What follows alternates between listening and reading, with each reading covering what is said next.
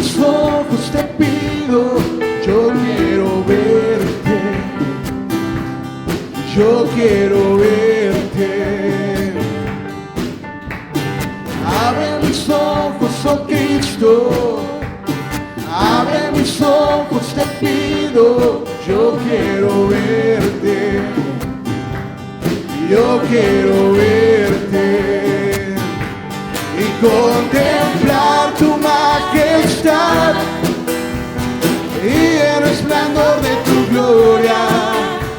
Derrama tu amor y poder cuando cantamos santo, santo, y contemplar tu majestad y el resplandor de tu gloria. Derrama tu amor y poder cuando cantamos santo, santo.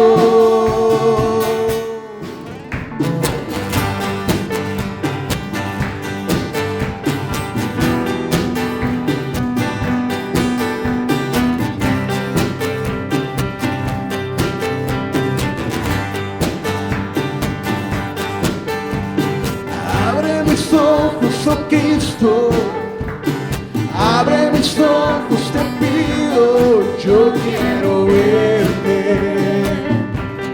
yo quiero verte.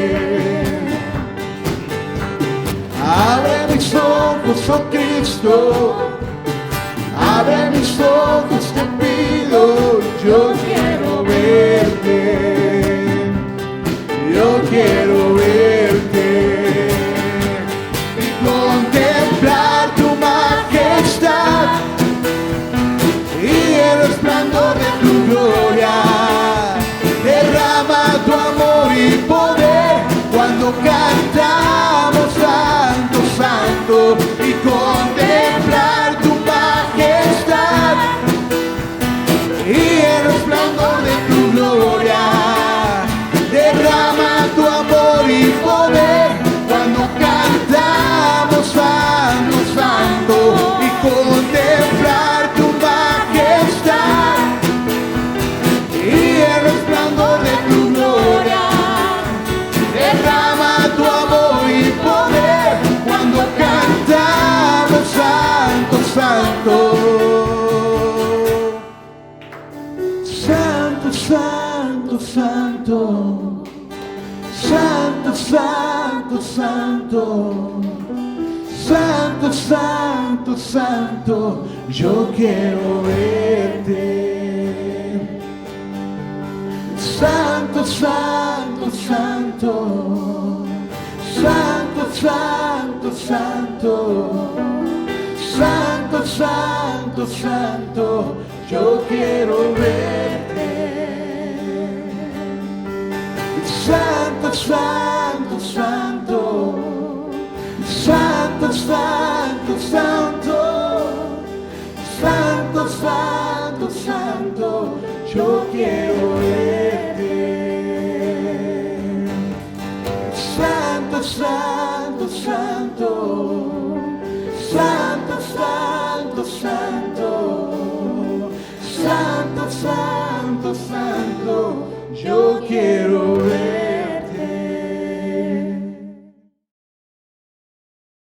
Les invito, hermanos, que abran sus Biblias. Vamos a hacer una lectura en Mateo 16, del 13 al 20, perdón. Cuando ya estén listos, se ponen de pie, por favor, por reverencia a la palabra del Señor. Y la vamos a leer, son poquitos versículos, me parece que juntos todos, ¿verdad? Amén. Dice la palabra del Señor: cuando llegó a la región de Cesarea de Filipo, me preguntó a sus discípulos: ¿quién dice la gente que es el Hijo del Hombre? Unos dicen que es Juan el Bautista, otros que Elías, y otros que Jeremías o uno de los profetas. ¿Y ustedes qué dicen? ¿Qué soy yo? Tú eres el Cristo, el Hijo del Dios viviente, afirmó Simón Pedro. Yo soy tú, Simón, hijo de Jonás, dijo Jesús, porque eso no te lo reveló ningún mortal, Padre que está en el cielo. Yo te digo que tú eres Pedro, y sobre esta piedra edificaré mi iglesia, y las puertas del reino de la muerte no prevalecerán contra ella. Te daré las llaves del reino de los cielos. Todo lo que ates en la tierra quedará atado en el cielo, y todo lo que desates en la tierra quedará desatado en el cielo. Luego le ordenó a sus discípulos que no dijeran a nadie que él era el Cristo. Amén. Le damos paso a nuestro pastor para nuestra predicación. De verdad que es una alegría, es un gozo volver a verles y nos gozamos con usted, hermano Luis Miguel, de verdad. Yo cuando desperté hoy por la mañana dije, ¿qué pasó? ¿Qué sucedió? Pero me da mucho gusto, me da alegría, ¿verdad?, saber que se encuentra bien, y yo creo que para todos es una alegría el saber esto, ¿verdad? No siempre tenemos estos momentos inesperados, pero gloria a Dios que nuestro hermano Luis está bien y está con nosotros en este momento. Bueno, vamos a iniciar nuestra meditación del día de hoy y yo les invito a que no cierren sus Biblias. Vamos a meditar en este pasaje que acabamos de leer. Ahí hay una pregunta. No sé si ustedes se han hecho esta pregunta en algún momento, o tal vez a ustedes les han preguntado esto. ¿Quién es Jesús? ¿Qué definición tenemos acerca de Jesús? Bueno, es una pregunta muy importante. Ahora, yo no sé si también en algún momento se han preguntado y han dicho, ¿quién soy yo? No sé si les ha pasado que de pronto se miran en el espejo y se quedan viendo fijamente y ¿quién es esa persona? A mí me ha pasado de repente. Pero, ¿se han preguntado quién eres? Bueno, si a mí me preguntan cómo es una persona, estoy acostumbrado, y creo que la mayoría estamos acostumbrados a describir físicamente a la persona. Pero no solo es eso, la parte física, sino también la parte interior. ¿Cómo es? No tenemos con certeza la imagen física, una fotografía del Señor Jesús, cómo fue en realidad. Nos han vendido diferentes cuadros, diferentes imágenes que nos representan a una persona que se supone fue Jesús. Sin embargo, no podemos asegurar con exactitud que así fue Jesús, ¿verdad? La Biblia no lo describe así, como que cuánto medía, cuánto pesaba, qué tipo de cabello tenía, de qué color era. No, eso probablemente no sea lo más importante de alguien. Lo más importante de una persona es quién es por dentro, cómo es. Y eso es lo que vamos a ver el día de hoy. ¿Quién es Jesús? ¿Sí? No cierren sus Biblias, mis hermanos, acompáñenme, vamos a ver el día de hoy esto que para mí es muy interesante. Y antes de continuar, yo quiero invitarles a que nos pongamos en las manos de Dios y acompáñenme a orar. Hoy venimos a este lugar por voluntad propia, pero yo creo que también sabiendo que necesitamos escuchar el mensaje de la palabra de Dios. Entonces, si es así, pongámonos en las manos de Dios y pidámosle a Dios que Él sea el que hable a nuestras vidas, que todo lo que tú vayas a escuchar sea palabra de Dios. Estemos atentos y oremos. Bendito Dios, gracias por tu palabra que en todo momento nos recuerda lo que debemos hacer. Te agradezco por la presencia de tus hijos, de la iglesia que tú fundaste, que tú creaste, Padre Santo.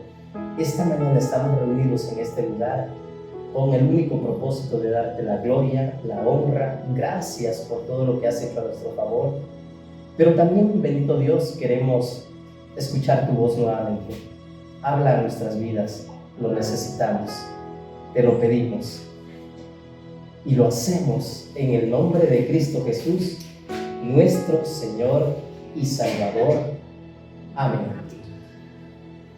Jesús es el hombre que desafió a la historia y ahora confronta tu vida. El hombre que desafió al mundo, Jesús, no es alguien que haya pasado desapercibido. Jesús, Cristo, la historia de la humanidad está dividida en antes de Cristo y ahora después de Cristo, ¿verdad? Que es el tiempo que estamos viviendo nosotros. Imagínense cuán importante es, no solo para los creyentes, para toda la humanidad. Es el hombre que desafió al mundo con sus ideas revolucionarias, ideas propias del Padre que lo envió, y que Él en ningún momento vaciló en darlas a conocer, en decirlas.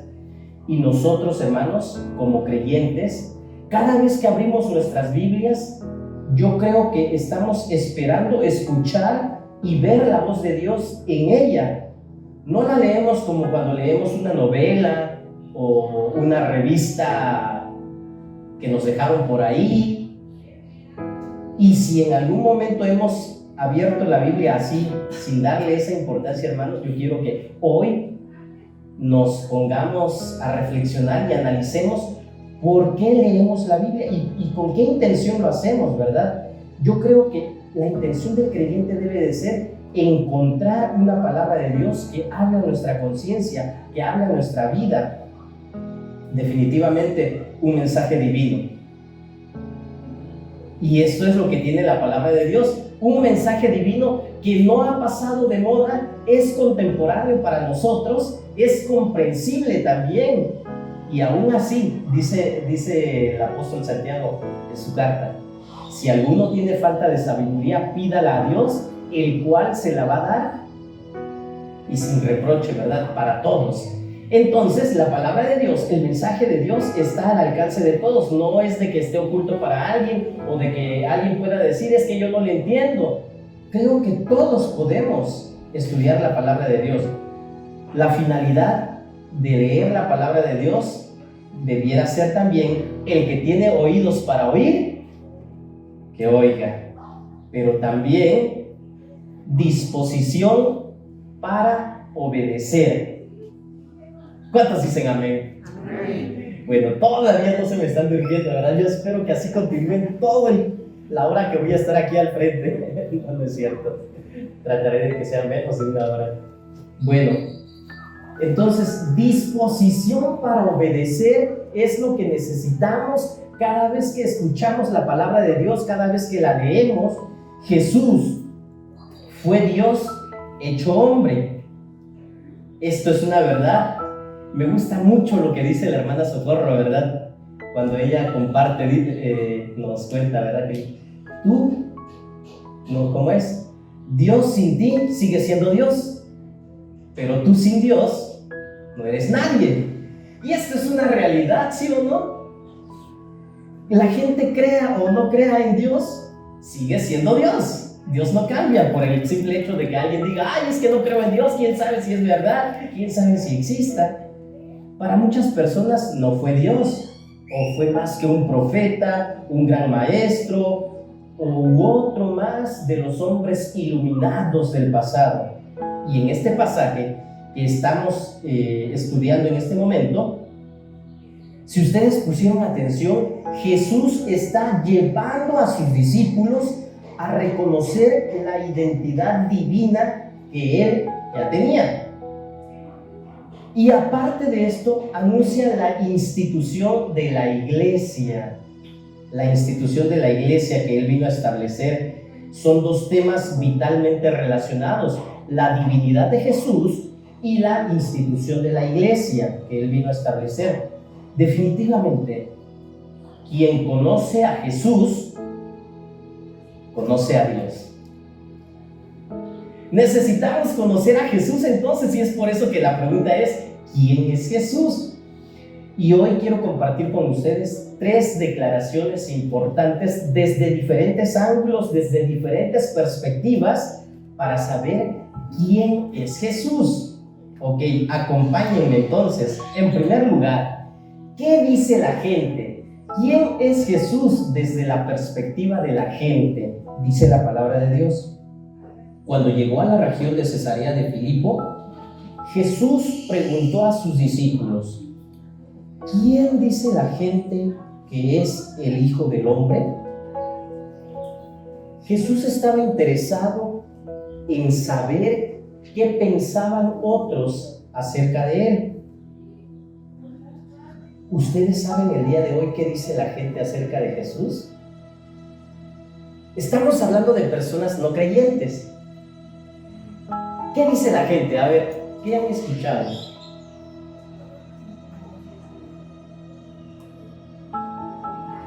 ¿Que es el Hijo de Dios? Probablemente algunos lo dicen. ¿Qué más dice la gente? ¿No? ¿Nunca han escuchado a alguien? Que fue un hombre muy adelantado a su época, sí, también lo han dicho. ¿Qué más dijeron allá atrás? Que no existe, también así dicen, efectivamente. Así es. ¿Qué más? A ver, alguien de este lado, ¿qué han escuchado de lo que dice la gente? ¿Qué dice quién es Jesús? Que fue un gran filósofo, también así lo dicen. Y para ellos, nada más, ¿verdad? No tiene mayor relevancia, fue un profeta más. Y sin embargo, es únicamente la idea que tienen de alguien a quien no conocen. Si a mí me preguntan por una persona que yo no conozco, probablemente yo pueda decir, sí, he oído hablar de él, pero pues no, en realidad no sé ni quién es. ¿Sí o no? Porque no lo conozco. Pero la gente había escuchado hablar de Jesús y por eso Jesús pregunta a sus discípulos, ¿quién dice la gente que es? La respuesta de la gente se da en el versículo 14. Unos dicen que es Juan el Bautista, otros que Elías y otros que Jeremías o uno de los profetas. Jesús está consciente de que su momento para ser entregado en la cruz está a punto de llegar y está preparando a sus discípulos para ese momento, porque esa misión que él vino a cumplir en esta tierra iba a llegar a su fin con él, en su parte, pero esa misión tenía que continuar y la iban a continuar esos discípulos a los que él está confrontando en este momento o les está preguntando, ¿verdad? Entonces, durante estos últimos días, durante este último tiempo, Jesús con más intensidad se dedicó a preguntar y a saber qué es lo que la gente pensaba acerca de él. La obra evangelizadora debía de continuar eso que él había iniciado, y estando Jesús aquí con sus discípulos, al llegar a este lugar, Jesús se había alejado de esas multitudes que lo seguían, que lo abrumaban y que no los dejaban ni un momento. Entonces él se aleja un momento con sus discípulos y les pregunta, ¿qué piensa la gente acerca de mí? Entonces, estas preguntas tenían el propósito de determinar para ver si los discípulos conocían a la gente. Y si yo les pregunté en este momento, hermanos, es por lo mismo. A veces no nos relacionamos con la gente y por eso no sabemos ni qué piensan, ¿verdad?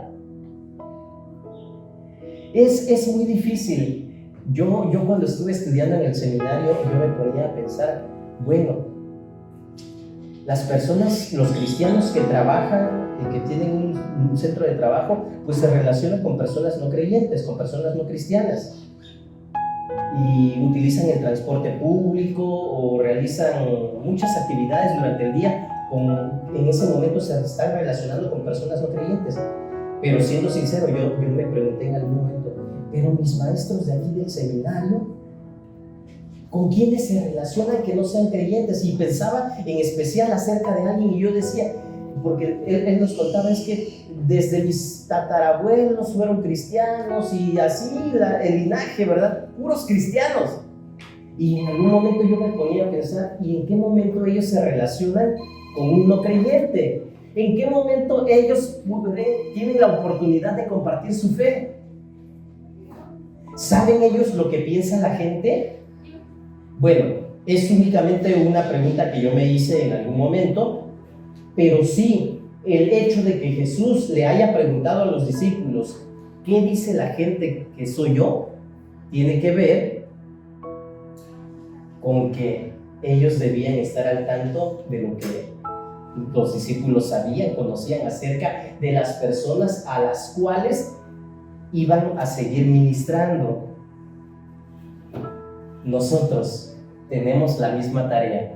Entonces, hermanos, sí debemos de tener presente y saber quién es Jesús, ¿sí? Bueno, ok. El sentido de identidad es algo muy importante. Yo les preguntaba, ¿se han analizado ustedes y han llegado a decir quién soy yo?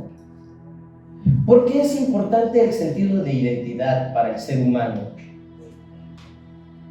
Bueno, ahorita con las campañas políticas veo un comercial de una persona que dice: yo soy 100% zapoteco. ¿Tiene algo de importancia esto, el identificarte? Es demasiado importante. Sí, es demasiado importante. El sentido de identidad nos ayuda para saber quién eres realmente. Sí. Es importante para el ser humano porque habla de su procedencia, habla de su linaje, de su cultura y puede incluso definir su función hasta su esencia misma. Esto que me identifica a mí, que te identifica a ti, es tu carta de presentación. Yo puedo decir: es que yo soy un esposo muy atento, yo soy un esposo muy responsable.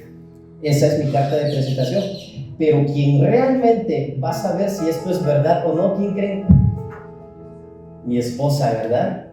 Porque ella me conoce, ella vive conmigo. Entonces yo puedo decir mucho acerca de mí, pero lo realmente importante es la opinión que tiene la gente que me conoce. Entonces, por eso este sentido de identidad es muy importante, porque no solo me define a mí, sino también es mi carta de presentación. ¿Quién es Jesús? ¿Lo conocemos? Bueno, alguien puede, les decía, ¿verdad?, revelar una identidad que no es, sin ser la persona que dice ser, pero la forma como esta persona vive tiende a confirmar o negar lo que esa persona realmente es. Ok, muchas opiniones, distintas opiniones en cuanto a la identidad de Jesús. Creo que estas opiniones tenían algo en común. ¿Qué era eso en común que tenían estas opiniones? Relacionaban a Jesús con alguien del pasado. Probablemente la gente decía: es que Juan el Bautista resucitó. De hecho, Herodes creía eso, que Juan el Bautista había resucitado. Yo creo que su conciencia le remordía y decía: ¿cómo es posible si yo lo mandé matar y me trajeron su cabeza? Entonces, las diferentes opiniones que la gente tenía acerca de Jesús lo relacionaban con alguien del pasado, ¿verdad? Y ahí escuchamos con quienes lo relacionaban. Decían: algunos creen que es Juan el Bautista, algunos piensan que es Elías y hasta Jeremías, ¿verdad? O cualquiera uno de aquellos profetas. En vez de reconocer a Jesús como alguien único, original, alguien supremo, la gente creía que era alguien más que ya habían visto en algún momento. Esto tenía verdades a medias, algo peligroso, engañoso. Jesús se asemejaba a las personas mencionadas, pero siempre fue superior a ellos. Si ustedes han leído la carta a los hebreos, se van a dar cuenta que hay una recopilación de todo cómo Dios ha hablado en diferentes tiempos, de diferentes formas, a través de sus profetas, pero siempre se hace un énfasis en que Jesús es superior a todos. Eso nadie lo puede dudar. Dios, Jesús, trasciende a todos. La gente definitivamente tenía un concepto erróneo de quién era en realidad Jesús. El día de hoy sucede lo mismo. Yo lo creo que sí. ¿Quién es Jesús desde la perspectiva de la gente? Y ustedes ya me ayudaron a mencionar, ¿verdad?, lo que algunos creen. Sí, pues él fue alguien que vino y demostró el amor por su prójimo, vivió, murió, pero hasta ahí nada más. Eso es lo que dice la gente acerca de Jesús. Ahora viene algo más importante. ¿Quién es Jesús desde la perspectiva de los discípulos. Ahora ya no desde la perspectiva de la gente. Ya vimos que la gente está equivocada respecto a lo que piensan de Jesús.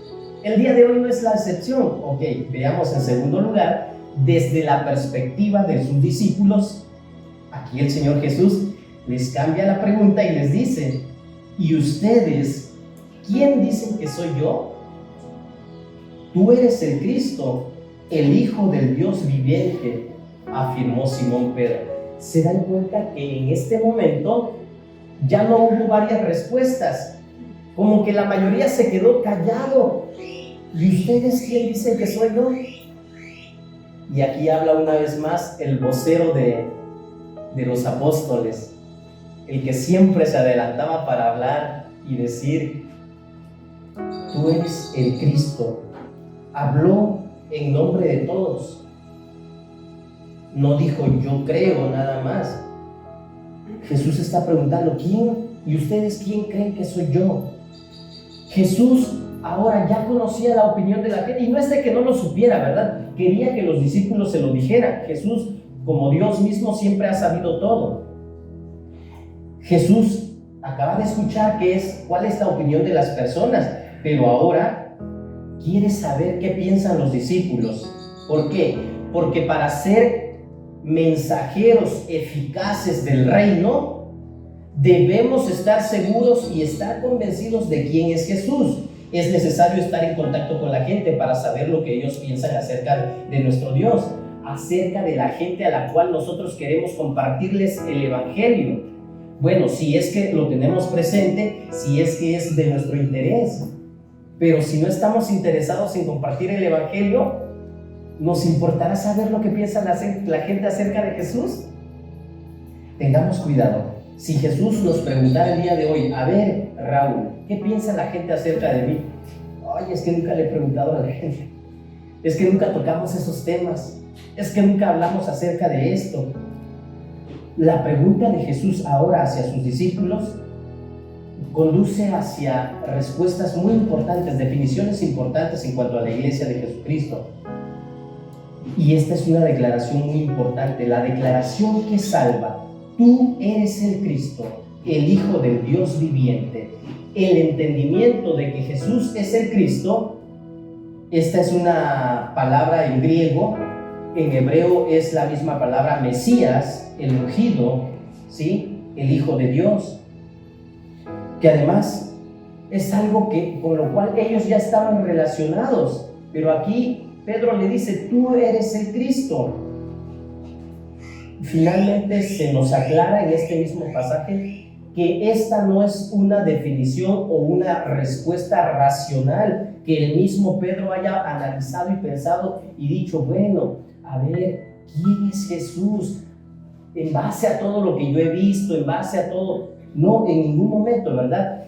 Aquí Jesús le está diciendo que esto era una revelación espiritual. Eso a tanta gente le cuesta creer, que Jesús es el Mesías y que es Dios. Porque ¿saben qué? Esto no es algo lógico probablemente, es un asunto de fe. Para poder saber quién es Jesús en realidad, no se trata de que, bueno, por lógica, ¿verdad? Sino es un asunto de fe, creer. La confesión de Pedro, definitivamente, hermanos, hace referencia a lo que ocurre cuando confesamos a Jesús como el Cristo. Se nos otorga una nueva identidad. Esto debe ser una realidad. Se ve reflejado en un nuevo hombre, en un nuevo nombre. A Simón se le llamó Pedro, no solo para que tuviera memoria de aquel evento y que no lo olvidara nunca, sino para darle un nuevo propósito y una misión. Aquí el Señor Jesús le dice: tú eres, contesta Simón, tú eres el Cristo, el Hijo del Dios viviente, afirmó Simón Pedro. Dichoso tú, Simón, hijo de Jonás, le dijo Jesús. Le está diciendo quién es. Porque eso no te lo reveló ningún mortal, sino mi Padre que está en el cielo. Yo te digo que tú eres Pedro. Aquí el Señor Jesús le está diciendo: Simón, de ahora en adelante, tú serás llamado Pedro. Porque eso que tú acabas de confesar, eso que tú acabas de decir, no te lo reveló ningún hombre, te lo reveló mi Padre que está en el cielo. Cuando tú vienes al conocimiento de Jesús, cuando tú vienes al conocimiento de la palabra de Dios y recibes, aceptas al Señor Jesús como Señor y Salvador, no es por méritos propios, ¿verdad? Sino es porque Dios ha tenido misericordia de nosotros y en su infinito amor nos ha revelado quién es Dios y qué es lo que tenemos que hacer, cómo debemos responder a este mensaje de salvación. Esta es la confesión que hace Pedro. A nosotros, al igual que a Pedro, se nos otorga una nueva identidad que se ve reflejada en un nuevo hombre, un nuevo propósito, una nueva misión. Tú eres Pedro y sobre esta roca edificaré mi iglesia. En este sentido, cuando Jesús nos llama, cuando Jesús te llama a ti, cuando Jesús me llamó a mí, no solo lo hizo para que yo creyera, sino para servir. El llamado de Jesús, hermanos, no es nada más para ven, congrégate en una iglesia y hasta ahí se termina tu función. Y si alguien cree que hasta ahí se termina, o eso es ser cristiano nada más, creo que todavía no ha entendido entonces quién es Jesús. Jesús, cuando te llamó, cuando me llamó, no es únicamente para que creyéramos en Él, nos llama para servir. El llamado de Jesús implica constituirnos en nuevas criaturas con un nuevo propósito de vida y una nueva misión. Este es el Jesús desde la perspectiva de un discípulo. Jesús es el Cristo, el Hijo del Dios viviente. Pero ser discípulo tiene sus implicaciones. Si yo pregunto nuevamente en este momento, ¿qué creemos acerca de Jesús o qué sabemos de Jesús? Yo creo que todos me van a decir que Jesús es Hijo de Dios, que Jesús es Dios. Pero Jesús, cuando te llamó y te trajo a este lugar, no fue únicamente para que tú creyeras y ya. Jesús me llamó, Jesús te llamó, y yo siempre lo he dicho, es para que viniéramos a servir, para que viniéramos a ser de bendición y útiles. Entonces, yo no concuerdo la idea o no estoy de acuerdo, ¿verdad?, con que únicamente nos sintamos útiles o creamos que hacemos mucho con el simple hecho de congregarnos el domingo. Tenemos que hacer algo más. Dios nos llamó con un propósito, con una misión. Que no se te olvide, tenlo presente. Para eso nos llamó Jesús. Pero ser discípulo implica, ahí les puse en la pantalla, yo espero que todos puedan leer, ¿qué es ser discípulo? En primer lugar, el encuentro con Jesús y confesión de este como Cristo. Y yo si pregunto, yo creo que todos ya ya dimos este paso. ¿O habrá alguien aquí que no haya reconocido a Jesús como Dios? Yo creo que no, ¿verdad? El hecho de que estemos aquí implica de que ya dimos este primer paso. Tuvimos un encuentro con Jesús y lo confesamos como el Cristo, como Señor. En segundo lugar, este es un paso que nunca termina. El seguimiento, el seguir a Jesús, es tomar la cruz cada día, como lo dijo Jesús mismo, y seguirlo. ¿Estamos de acuerdo? Ok, ¿cada cuándo vamos a seguir a Jesús? Diario, siempre, y esto no se va a terminar hasta que Cristo Jesús venga nuevamente o nos llame a su presencia. ¿De qué manera estás siguiendo a Jesús el día lunes? ¿De qué manera sigues a Jesús el martes? ¿De qué manera seguimos a Jesús el miércoles, el jueves y el viernes? ¿O es que hasta el sábado por la noche, ¡ay, mañana es domingo y hay que levantarse temprano! ¿Y dónde está mi Biblia? ¿Dónde la dejé? A ver, y en ese momento a buscarla, ¿verdad? ¿De qué manera seguimos a Jesús, hermanos? Esto es ser discípulo, el seguirle cada día, todos los días. En tercer lugar, aprender sus enseñanzas como un nuevo modo de vida. Lo que yo les decía al inicio, tenemos que oír, pero también debemos tener la disposición para obedecer todos los mandamientos que hemos escuchado acerca de Él. 4, ponerlos en práctica a través del servicio a Dios con la iglesia y desde la iglesia a otras personas. Somos útiles aquí en este cuerpo que se llama iglesia, pero también como iglesia somos útiles cuando servimos a los demás allá afuera. Tenemos que retomar nuestros ministerios, hermanos. Yo le decía a Mayra hoy por la mañana, es que definitivamente yo creo que, la pandemia es una realidad. Gracias a Dios, parece ser que vemos que va pasando, y aunque se escuchan rumores, se escuchan muchas otras cosas, yo creo que la misión de la iglesia tiene que continuar. Ya fue mucho tiempo en el cual nos recluimos y nos encerramos en apariencia, ¿verdad? Porque definitivamente creo que nadie dejó de salir, y pues bueno, hasta se hicieron muchos memes, ¿verdad? De que pues no, es que no hay que ir porque nos podemos contagiar, ¿verdad? Y al final, pues vámonos a la playa. Bueno, vámonos, además Dios nos cuida, ¿verdad? Bueno, entonces esto ya pasó.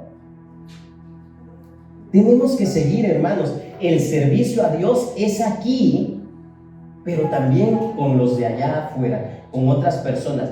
Y en quinto lugar, el ser discípulo también tiene que ver con proclamar el evangelio a toda criatura, sin distinción de clase, etnia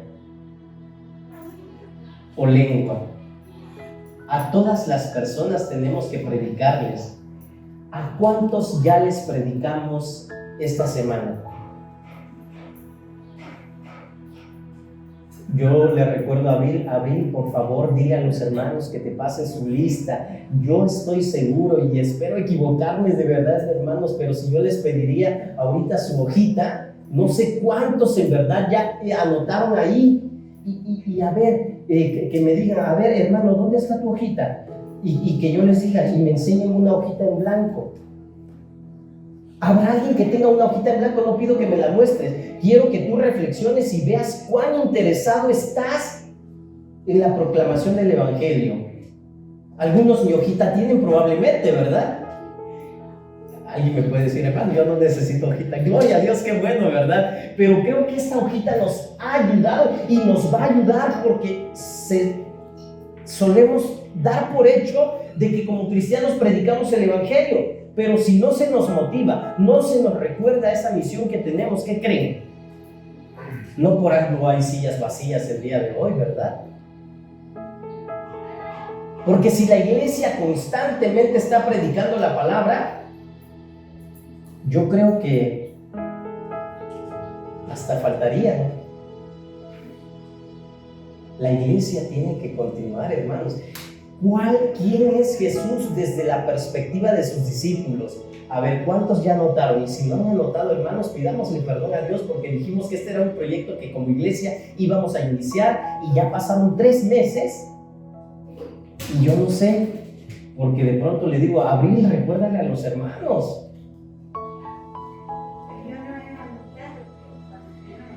Ok, entonces esto es Jesús desde la perspectiva de los discípulos, ¿sí? Vamos a ver, ahora, vamos en aumento, ¿verdad? Vimos quién es Jesús desde la perspectiva de la gente, de los no creyentes, ahora desde la perspectiva de los discípulos, pero ya dijimos qué implica ser discípulo. No basta nada más venir al culto el domingo, les decía, ¿verdad? En tercer lugar, ¿quién es Jesús desde tu perspectiva? Desde mi perspectiva. Jesús le dice a Simón, ¿verdad? Eres dichoso. Ya vimos qué quiere decir dichoso, ¿se acuerdan? El primer tema de nuestras reuniones de célula, vimos la palabra bienaventurado. ¿Qué es bienaventurado? Felicísimo. Doblemente bendecido, dichoso. Definitivamente eso le está diciendo Jesús a Simón, le está diciendo a Pedro. Pedro, eres doblemente bendecido, eres bienaventurado. Debes sentirte muy contento porque esto que tú acabas de decir no viene de ti, sino te lo reveló mi Padre. ¿A cuántos de nosotros Dios ya nos ha revelado su verdad? ¿Podemos decir amén? Desde tu perspectiva, el fundamento de la iglesia siempre no cambia, es Cristo. sigue diciendo: yo te digo que tú eres Pedro, y sobre esta piedra edificaré mi iglesia, y las puertas del reino de la muerte no prevalecerán contra ella. Te daré las llaves del reino de los cielos. Todo lo que ates en la tierra quedará atado en el cielo, y todo lo que desates en la tierra quedará desatado en el cielo. Este es un tema muy controversial, polémico. Se han sacado muchos significados de esta frase que dijo el Señor Jesús, que le declaró a Pedro. Y el día de hoy en muchos lugares se dice de que tenemos el poder para atar y desatar, y ata esto, ata este espíritu, ata el otro, ata y desata la felicidad para tu vida, y cosas que no tienen nada que ver. Siempre, para entender el significado de un pasaje de la palabra, tenemos que entender todo el contexto, toda la historia que viene detrás de esto. ¿Por qué Jesús dijo eso en ese momento? ¿Qué estaba sucediendo? ¿Qué estaba pasando? ¿A quiénes se los dijo? Yo no creo que Jesús estuviera pensando, ¿verdad? Los cristianos del año 2022 pueden atar todos los demonios y pueden desatar la abundancia en sus casas para que tengan bienes materiales y para que les vaya bien económicamente, y para que en muchos lugares este es el significado que le dan. Que declaremos y de que nuestra boca tiene poder. El poder está en Jesús. Él es el poderoso, nuestro Dios. El fundamento de la iglesia es Cristo. Jesús, hermanos, nos ha llamado a ser una parte decisiva de su iglesia. ¿Hemos asumido esta responsabilidad? ¿O nos conformamos únicamente con llamarnos cristianos? Es importante saber lo que la gente opina de Jesús. Yo creo de que sí. Pero el discípulo aprobado, si tú quieres ser un verdadero discípulo de Jesús, para representar a Jesús en el mundo, debes de tener una convicción personal en cuanto a la identidad del Señor Jesús. Jesús se lo aclaró a Pedro: Pedro, a ver, tú no eres muy importante porque, wow, nos diste la definición correcta. Ninguna otra definición se había acercado más a la realidad. Jesús no le dijo eso a Pedro: ya vieron, muchachos, a ver, sean como Pedro. No, le está diciendo: a ver, espérate, Pedro, eso que tú acabas de decir es cierto, pero eso no lo hiciste tú por mérito propio. Mi Padre que está en los cielos te lo ha revelado, y eso es lo que nosotros debiéramos anhelar, debiéramos buscar en algún momento. Jesús hace esta aclaración: no había nada por qué jactarse. La Biblia definitivamente no abre sus secretos a la ciencia. Una vez que estábamos evangelizando de casa en casa, una señora nos dijo: es que yo soy científica. Y pues bueno, aunque seas científica, necesitas a Dios.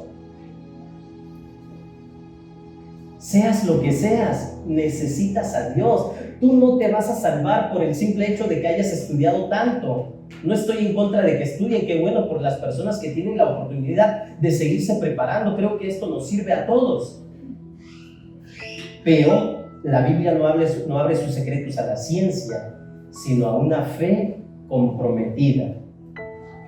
Una fe comprometida es lo que nosotros necesitamos. No perdamos de vista entonces, hermanos, que Jesús mismo es el que edifica la iglesia. Los creyentes, nosotros estamos acostumbrados a decir mi iglesia, nuestra iglesia, y esto es bonito porque nos representa, porque nos sentimos parte de, nos da identidad, como dijimos al inicio. Esto es muy bonito, pero definitivamente la iglesia es de Cristo. Sobre esta roca, sobre esta piedra, edificaré mi iglesia, dijo Jesús. Entonces, ¿la iglesia a quién le pertenece? ¿Nosotros a quién le pertenecemos?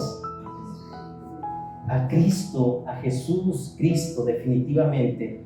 Edificaré mi iglesia. Analizando esta frase, ¿qué quiso decir Jesús, verdad? El texto griego dice de que da un sentido de edificaré de mi persona, la iglesia. Esto es lo que dijo Jesús. El término iglesia, ¿verdad?, se usa en dos sentidos, para hablar de la iglesia universal, que también en varias ocasiones yo ya les he dado a conocer que este es un sentido que se le da a la palabra iglesia, la iglesia universal, pero también tiene que ver con la iglesia local. En el Nuevo Testamento encontramos aproximadamente 115 veces que se utiliza la palabra iglesia, 92 de las cuales se hacen referencia a la iglesia local y las otras a la iglesia universal. Y no estoy hablando de esa iglesia o de ese lugar donde te invitan a hacer un montón de cosas, ¿verdad? Cuando digo iglesia universal, cuando digo iglesia universal, en los términos bíblicos tiene que ver con que es la unión de creyentes de todas partes, en todo el mundo, que han confesado que Jesús es el Señor. No estamos hablando de denominaciones, estamos hablando de un grupo de creyentes. Y cuando Jesús dice, vengo por mi iglesia, no viene por un grupo con nombre, está hablando de todos esos creyentes. Yo escuchaba decir a uno de los pastores que tuve cuando yo era niño, y de repente me daba miedo escuchar esto. No, dice, es que definitivamente cuando lleguemos en la presencia de Dios nos podemos llevar sorpresas, podemos ver personas de alguna otra denominación en el cielo y personas que estaban con nosotros no verlas. ¿Será posible?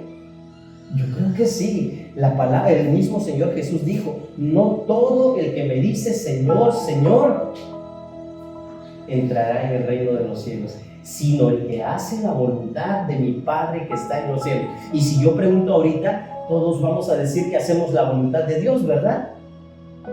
Y es verdad. Es momento de analizar quién es Jesús desde tu perspectiva. ¿Tú qué opinas acerca de esto?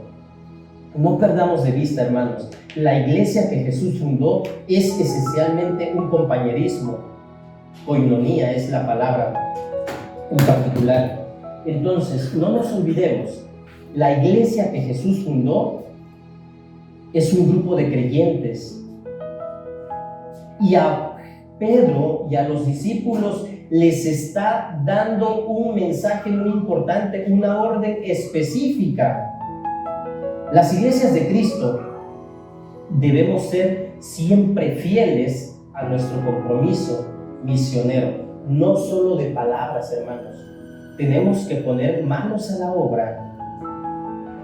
Cuando Jesús dijo, sobre esta piedra, sobre esta roca edificaré mi iglesia, no estaba hablando de una iglesia local en particular, estaba hablando del grupo de creyentes que se tenía que extender por todas partes. Pero ustedes saben que los apóstoles, y especialmente el apóstol Pablo, entendieron que la misión era fundar iglesias en diferentes lugares.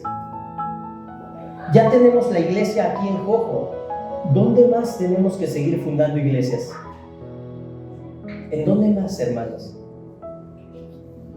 Ahora, después de este mensaje, yo espero que para la próxima que tengamos una invitación de nuestra hermana Leti y de nuestra hermana Irene para ir con ellas al campo misionero, lo hagamos realidad y podamos poner manos a la obra para seguir con esa misión y con ese compromiso que Jesús nos ha dado.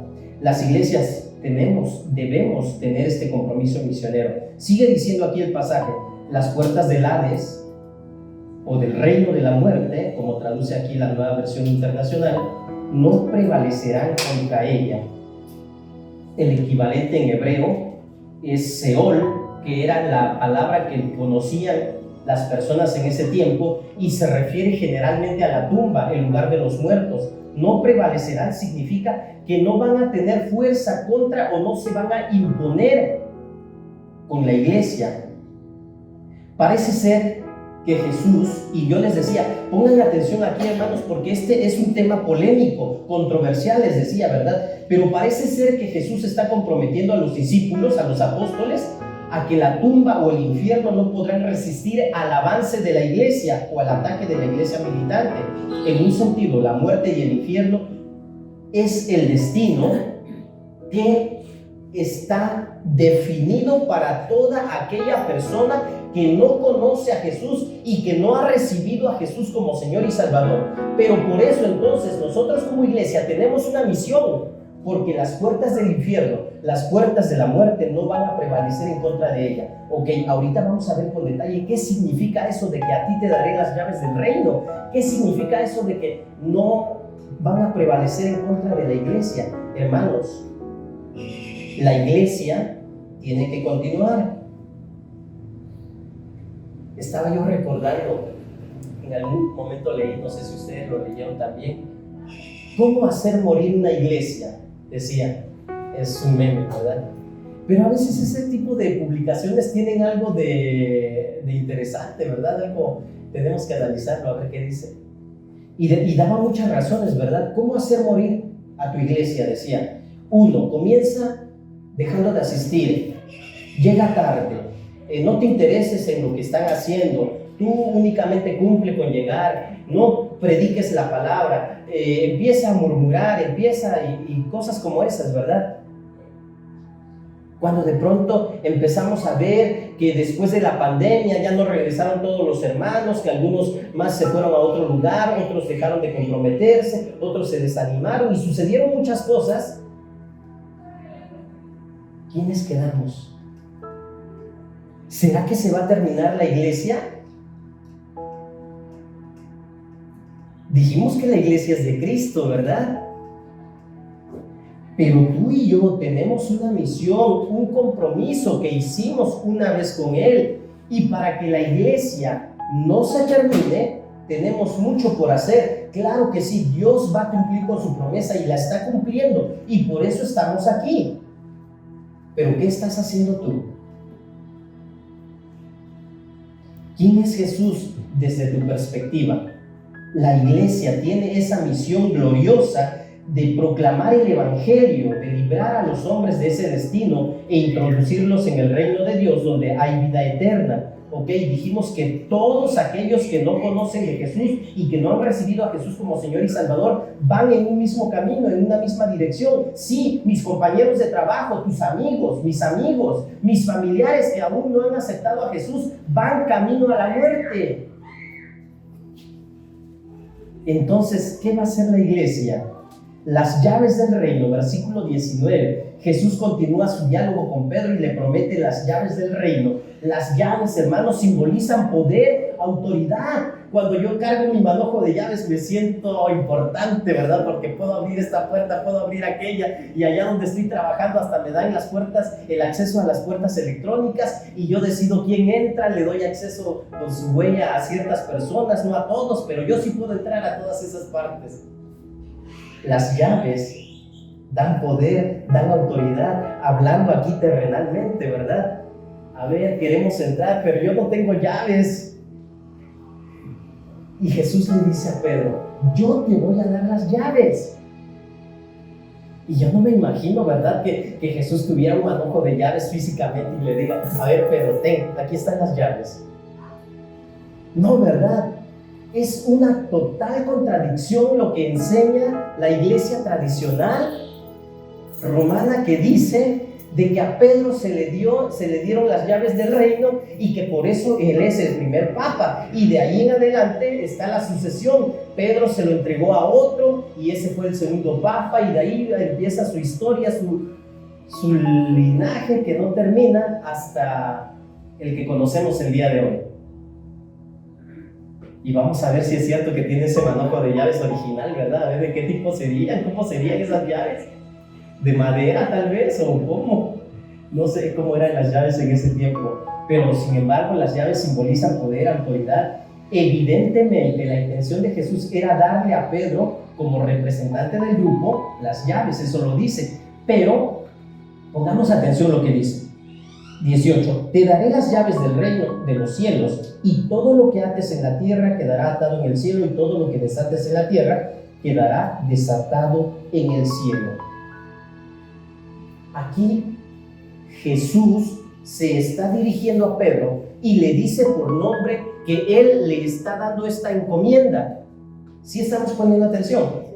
Alguien que me apoye, por favor. Mateo 18:18. ¿Qué dice? Mateo 18:18. ¿Qué es lo que dice este pasaje? Y otra persona más que me ayude a buscar Juan 20:23. Yo te digo que tú eres Pedro, y sobre esta piedra edificaré mi iglesia, 18, hermano. De cierto os digo que todo lo que desatéis en la tierra será atado en el cielo, y todo lo que desatéis en la tierra será desatado en el cielo. 18. Ok, aquí Jesús ya no se está dirigiendo a Pedro, sin embargo está diciendo las mismas palabras. Les aseguro que todo lo que ustedes aten en la tierra quedará atado en el cielo, y todo lo que desaten en la tierra quedará desatado en el cielo. Ahora Jesús no les está dando la encomienda únicamente a Pedro, sino a todos los demás discípulos. ¿Qué dice el otro pasaje, hermanos? ¿Quién lo tiene? El de Juan 20, 23. A quienes les perdonen sus pecados les serán perdonados, a quienes no se los perdonen no les serán perdonados.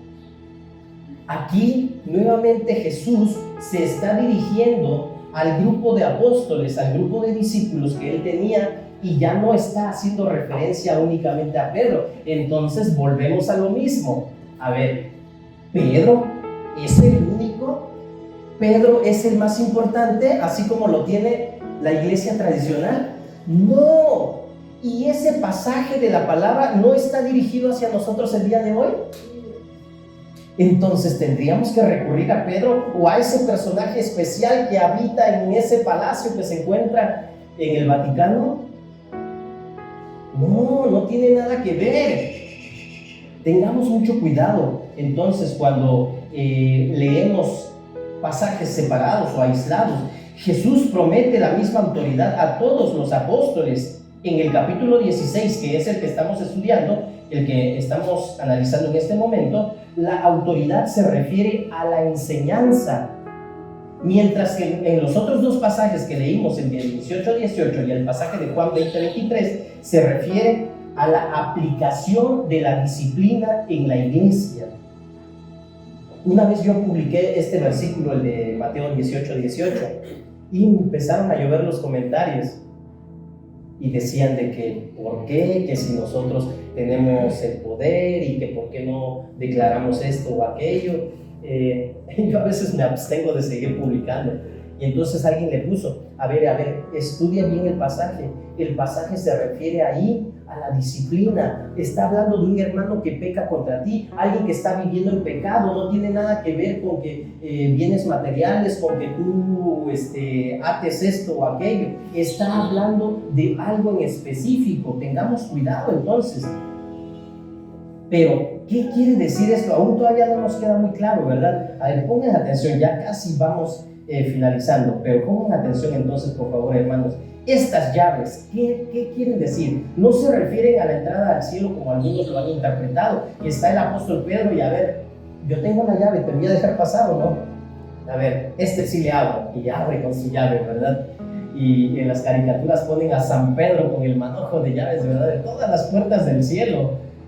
Es un símbolo esto de autoridad espiritual. Atar y desatar eran términos rabínicos que utilizaban los rabinos en ese tiempo para referirse a prohibir o permitir. Atar y desatar, prohibir y permitir. Las llaves sirven para cerrar y abrir puertas. Esto pues nadie lo duda, ¿verdad? Todos lo tenemos seguro. Las llaves del reino, cuando Jesús les da las llaves del reino, probablemente se refieren a la autoridad para abrir ese reino a los que reúnen las condiciones para entrar, arrepentimiento y fe en Cristo. Aquí Jesús está hablando del inicio de la iglesia. ¿Quiénes iban a formar la iglesia? Todos aquellos que aceptaran y reconocieran sus pecados, se arrepintieran y pusieran su fe en Cristo. Entonces se refiere a la autoridad de pronunciar cerradas las puertas a los que no reúnen esas condiciones. Ok, no queda de mí, es decir, yo no lo decido, ¿verdad? Pero Jesús ya estableció quiénes van a entrar en el reino y quiénes no. Pero si yo le predico el evangelio a alguien, yo sí puedo prometerle que tiene vida eterna y que puede entrar al reino de Dios. No porque yo vaya a cumplir esa promesa, sino porque esa promesa ya fue dada de parte de Dios a través de la persona del Señor Jesús, Dios mismo, para que esto sea posible. Y esto es una verdad eterna, no cambia. ¿Es que yo le estoy cerrando las puertas a alguien? No.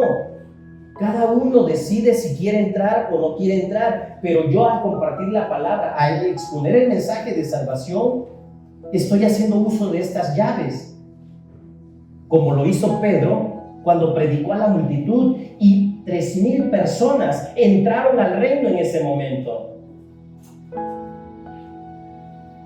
como lo hicieron los demás apóstoles cada vez que predicaron, y más personas entraron al reino. Pero cuando también han predicado o hemos predicado y las personas no quieren aceptar y no quieren entender, no pueden entrar al reino. El creyente, tú y yo, sí tenemos la autoridad de prometer perdón y salvación, no por nosotros mismos, sino por la obra de Jesús en la cruz. Si el incrédulo cumple las condiciones establecidas en la palabra, es decir, en el cielo, tienen esa oportunidad de entrar. Pero también yo puedo decirle a aquel que decide no creer, ¿sabes qué? Pues tú no vas a entrar, no porque yo lo quiera así, sino porque esa es la decisión que tú estás tomando. En este sentido, entonces, estamos permitiendo o prohibiendo la entrada en el cielo, no porque nosotros lo decidimos, sino porque es algo que ya Jesús, Dios mismo, estableció. Por último, el versículo 20. Luego les ordenó a sus discípulos que no dijeran a nadie que Él era el Cristo. Bueno, ok, ya les dio la autoridad para que algunos entren, los que quieran entrar, y para que los que no vayan a entrar, pues no entren. Pero ahora les dicen, espérense, no le digan a nadie nada de lo que platicamos aquí. Como que Jesús se está contradiciendo, ¿verdad? A esto se le llama secreto mesiánico. Cuando Jesús dice todavía no es el momento, Jesús estaba esperando a que los discípulos entraran en acción después de su resurrección. Cuando Jesús les promete que va a llegar el Espíritu Santo, entonces es ahí donde los discípulos entran en acción hasta el día de hoy. Porque tú y yo ya tenemos al Espíritu Santo de Dios. ¿Cuántos dicen amén? Entonces es aquí donde entramos en acción, hermanos. ¿Quién tiene las llaves? ¿Pedro? ¿Los demás apóstoles? Todos tenemos la bendición de poder predicar la palabra y permitir y hacer que más personas sean rescatadas y que las puertas del infierno del Hades no prevalezcan, que no impidan la entrada a esas personas, y por lo tanto la iglesia continúe, la iglesia crezca, la iglesia se mantenga firme, que es la intención de nuestro Dios. ¿Quién va a hacer la tarea? ¿Quién va a hacer la obra? ¿Quién es Jesús entonces, desde tu perspectiva? Es importante que lo decidas por ti mismo. Ya vimos lo que piensa la gente, lo que la gente cuenta. Sin embargo, no interesa nada más eso. ¿Qué dijeron los discípulos? Los discípulos ya dieron su respuesta, y una respuesta muy bien acertada. Jesús mismo lo reconoció. Ahora, ¿cuál es tu respuesta? ¿Quién es Jesús para ti? Lo mismo que dijo Pedro, así como dicen los niños, ¿verdad? Lo mismo que dijo él. Hermanos, esto es para pensar, reflexionar y analizar. Debes decidir por ti mismo. La gente que basa sus creencias en base a lo que creen los demás, es que así me enseñaron mis padres. Espérate, la fe es personal, es única. No por el simple hecho de que es que como mi familia asiste a ese lugar, yo también voy allá. No, espérate, la fe es personal, es única. Sin embargo, la realidad es de que hoy muchas personas dependen de lo que creen sus padres, de lo que creyeron sus antepasados. Y si sus antepasados creyeron en tal o cual imagen, santo, como le llaman, ellos quieren continuar ahí. ¿No se han dado cuenta que la fe es personal? Basan sus creencias en base a lo que otros creen.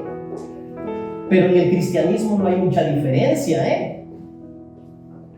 Y yo sí me pregunto y les he preguntado a mis hijos de repente, ¿verdad? ¿Por qué vienen al templo? Porque yo los traigo y mi trabajo, mi deber como padre es lograr que ellos entiendan el Evangelio y lo acepten por voluntad propia, no porque yo los traiga. Podemos traerlos hasta cierta edad. Va a llegar un momento en que yo ya no los voy a poder obligar, pero ese es el momento en el que ellos van a decidir por voluntad propia estar aquí. Porque Dios no es abuelo de nadie, ¿verdad? Cada persona debe aceptar a Jesús como su Padre, como Señor y Salvador. No porque mis padres creen esto, entonces yo también. No porque mis abuelos o mis tíos, mis antepasados, como alguien dice. Algunos dicen, no, pues aquel que estudia mucho me enseñó esto. Pero está equivocado. El Señor exige que cada uno venga a una fe personal, una fe suya. Nadie es de la familia de Dios por el simple hecho de tener padres en la familia de Dios. Aunque tu fe sea compartida, muchas personas crean lo mismo que tú, tiene que ser tu fe personal, lo que tú crees, aunque nadie más en el mundo lo crea. ¿Qué decimos cuando de pronto alguien nos quiere ridiculizar? He escuchado a personas decir, no, sí, yo voy porque mi esposa viene. Yo voy porque mi mamá me lleva. Tu fe tiene que ser personal. Y si tú no decides creer en Jesús, déjame decirte, y si tú te avergüenzas de Jesús, que hay un destino para todas aquellas personas. Pero hoy tú tienes la oportunidad de entrar al reino de los cielos gracias a que Jesús dejó las llaves para que todo aquel que quisiera entrar pudiera hacerlo, pero también las llaves son para cerrar. Entonces tienes que decidir por ti mismo. Aunque tu fe sea compartida con muchas personas, tiene que ser tu fe. Es decir, yo creo en esto, él cree en eso, ella cree en eso. Creemos lo mismo, qué bueno. Pero yo lo creo de forma convincente. Quiero concluir. La tendencia en los últimos años ha sido la de humanizar tanto a Jesús, que se ha perdido la reverencia por su santidad y el señorío sobre nuestras vidas. Es que Jesús nos entiende, es que Dios es amor. Seguro que sí, pero mucha gente prefiere creer en el Dios de amor, en el Dios misericordioso, y no quiere creer en aquel Dios que es justo también y que me va a dar el pago por cada una de las acciones que yo estoy haciendo. Por el Dios que hace justicia. Es el mismo Dios de amor, claro que sí. Entonces, ¿quién es Jesús? ¿Qué es lo que tú crees acerca de Jesús? Cuando Jesús se encarnó y vino a este mundo, no lo hizo para hacer a Dios más liviano, más aceptable, un Jesús bonachón, ¿verdad? Como muchos lo ilustran. Y yo creo de que sí, que Jesús pues pudo ser muy buena onda. Podríamos decir el día de hoy, yo ya no creo que sí. Pero todo tiene su tiempo. No fue aquel Jesús que toleró cualquier cosa, como hoy nos quieren hacer creer, ¿verdad? Es que no eres tolerante. Espérate. Yo no voy a decidir lo que voy a tolerar. Si Jesús mismo se enojó cuando en el templo hicieron lo que quisieron, ¿por qué yo tengo que tolerar todo aquello que va en contra de lo que el Padre me ha dicho que debo de creer? ¿Sí se dan cuenta? No se trata de tolerar todo. Sin embargo, muchos dicen, es que Dios es amor y amor es amor. Una frase que la han llevado a retorcer a más no poder. Hay reglas que Dios definió. El ser humano tuvo la oportunidad de ver a Dios cara a cara, pero ¿saben qué? Hasta teniéndolo frente a frente, lo rechazó. Porque el problema del hombre es que ama más las tinieblas que la luz. El hombre ama más al pecado que la verdad de Dios. Hoy, tú y yo somos esa iglesia que Jesús fundó. ¿Qué haremos? ¿Qué harás? ¿Quién es Jesús? Para las personas, ¿qué decían las personas? Un profeta más. ¿Quién es Jesús? Para los discípulos. Y no todos son discípulos, así de que analicemos. Ya les dije cuáles son las características de un discípulo. ¿Quién es Jesús para ti? Y debiera ser una decisión, no porque yo la diga o porque esté escrito allá enfrente, pero debe ser una convicción personal. Si Jesús es tu maestro, aprende todo lo que Él enseñó. Si Jesús es tu Señor, obedécelo. No hagas las cosas a tu manera. Y si Jesús es tu Salvador, da evidencias de esa salvación que Él ya ha dado. Volvamos a los caminos de Dios, hermanos. Y no es de que estemos extraviados, probablemente hemos olvidado ciertas cosas. ¿Qué vamos a hacer? Ponte de pie. Acompáñame a orar. Yo espero que hayamos entendido quién es Jesús. Podemos estudiar mucho acerca de la persona de nuestro Señor Jesús, pero ¿quién es Jesús para ti? No digas lo que digan los demás. Convéncete de que realmente Jesús es el Hijo de Dios y está esperando que tú como hijo le obedezcas, le honres y le sirvas a su manera. Oremos. Bendito Dios, Padre nuestro que estás en los cielos, santificado es tu nombre. Venga a nosotros tu reino. Queremos que se haga tu voluntad, como en los cielos, así también en la tierra. Gracias por darnos el pan nuestro todos los días. Gracias por perdonar nuestros pecados. Ayúdanos a perdonar también nosotros a los que nos ofenden. Muchas veces estoy contento, me siento contento de que tú me perdonas, pero yo no quiero perdonar a otros porque me lastimaron, porque me duele lo que me hicieron. Sin embargo, nada se compara a lo que a ti te hicieron y el amor que tú has demostrado. Aquí estamos. Somos tu pueblo, somos tu iglesia, la iglesia que tú fundaste.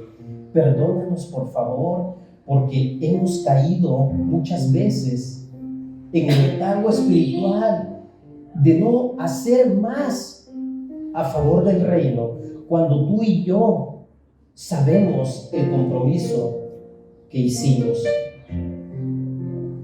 Bendito Dios, sigue hablando a la vida de cada hijo tuyo. Somos tus hijos, somos tu pueblo, te necesitamos. Jesús, gracias por morir por nosotros.